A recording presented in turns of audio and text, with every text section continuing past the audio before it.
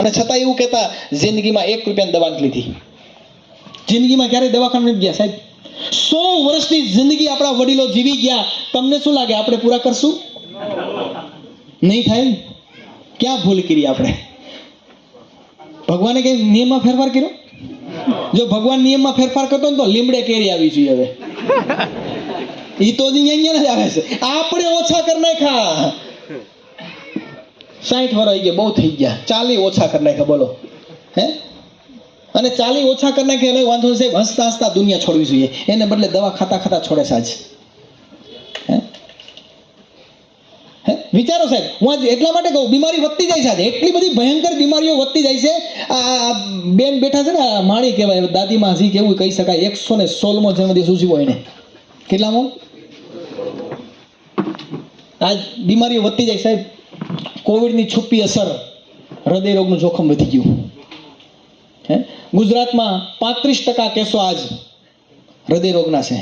કેન્સરની સ્પીડ વધતી જાય છે. હલો, આ સમજવા જાવ, સ્વાસ્થ્યની જરૂર એટલા માટે કરી. અહીંયા જેટલા પણ લોકો બેઠા છે મારી ઉંમરના, જ્યારે હું તમે નાના હતા ને ત્યારે આપણા ખેતરમાં છાણિયું ખાતર યુઝ થતું હતું. હલો, રાઈટ છે? અત્યારે ઝેર નાખતા હતા? નહીં. અત્યારે ભરપૂર ઝેર નખાય સાહેબ. એ ઉપરાંત એ સમયે દેશી બીજ હતા.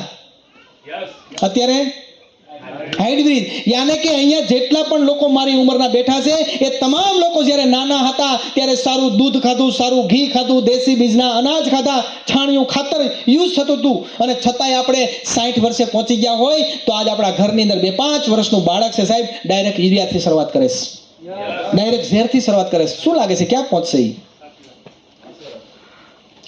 અરે દુઃખ તો ત્યારે થાય, હું જ્યારે ભણતો એ સમયની વાત છે. ભણીને જ્યારે ઘરે જતો ને ત્યારે હું મારા મમ્મીને કહેતો, મમ્મી ભૂખ લાગી છે. તો મારા મમ્મી હાથમાં એક રોટલી લઈ એને ઘીવાળી કરી, ગોળની એક લીટી કરીને પપોડું વાળીને આપતા, ઉભો ઉભો 2 ખાઈ જતો. નામ સાંભળ્યું છે પપોડાનું? ખાતા હતા નાના હતા તે પપોડા? આજનું એક છોકરું રોતું રોતું મમ્મી પાસે જાય, મમ્મી ભૂખ લાગી છે તો કે લોહી પીમાં આલે 10 રૂપિયા કુરકુરિયા લઈ જા. કુરકુરિયાથી શરૂઆત કરે છે. સ્વાસ્થ્ય બગડવાના મુખ્ય 3 કારણ. હવા પ્રદૂષિત થઈ ગઈ છે. હલો, આજ મારી પાસે એટલા બધા એક્ઝામ્પલો છે કે હવાના કારણે આપણા દેશમાં કેટલી બધી બીમારીઓ વધી છે. સમયનો અભાવ છે એટલે હું નથી બતાવતો. હવા બદલી શકે એમ નથી. હલો, બદલશે કે આ નથી ગમતી બીજી લાવીશ? હવા નહીં લાવે ભાઈ, જે છે એ જ લેવી પડશે.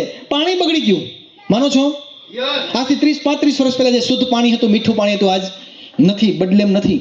ખોરાક બગડી ગયો સાપરો સાહેબ, આને બદલી શકીએ એમ નથી. આ 3 વસ્તુ બદલે એમ નથી. જેવું છે જ લેવું પડશે. હલો, પણ એ જો બોડીમાં જશે તો લીવર બગડશે. તો આપણા દેશમાં લીવર બદલે. હલો, હવાની બદલે લીવર બદલશે, કિડની બદલશે, વાલ, હૃદય બદલશે, પણ ન બદલાવાય. બદલશે શું કહો છો? આને ન બદલાવાય મારા ભાઈ. ભગવાને જે બોડી આપ્યું છે સાહેબ, આને ખોલવા નહીં દેતા. આ ત્રણને ન બદલાવાય. જો આ હોસ્પિટલમાં જઈને આ ના પડે, આને નહીં બદલતા. શું કામ ખબર? નવો પંખો હોય ને સાહેબ, અને ઘરે લગાવો, સ્મૂથ ફેરી આપશે, અવાજ બિલકુલ નહીં કરે, પવન સારો આપશે. શું કામ? નવો પંખો છે. પણ એકવાર બળી જાય, બેરિંગ ચાલ્યું જાય અને રિપેર કરીને પાછો લગાવો, પંખો ચાલે 100%, પણ ગીત ગાતો થઈ જાય. હલો, મિક્સર નવું હોય તો ચાલે સુપર. એકવાર રિપેર કરાવો પછી ચલાવો તો બાજુવાળાને ખબર પડે મિક્સર ચાલુ કર્યું. નવી ગાડી મજા આવે ચલાવવાની. શું કામ? નવી છે, પણ એક વખત ક્યાંય ભટકાઈ જાય પછી ચાલે 100%, પણ પેલા જેવી મજા ન આવે. મારી રિક્વેસ્ટ છે સાહેબ, આને ખોલવા નહીં દેતા. હલો, અને હું તો રિક્વેસ્ટ કરું સાહેબ તમને બધાને, ભગવાનનો લાખ ઉપકાર કે આ ગાડી લ્યો ને, ગાડી તો આની સાથે એક ડાયરી આવે.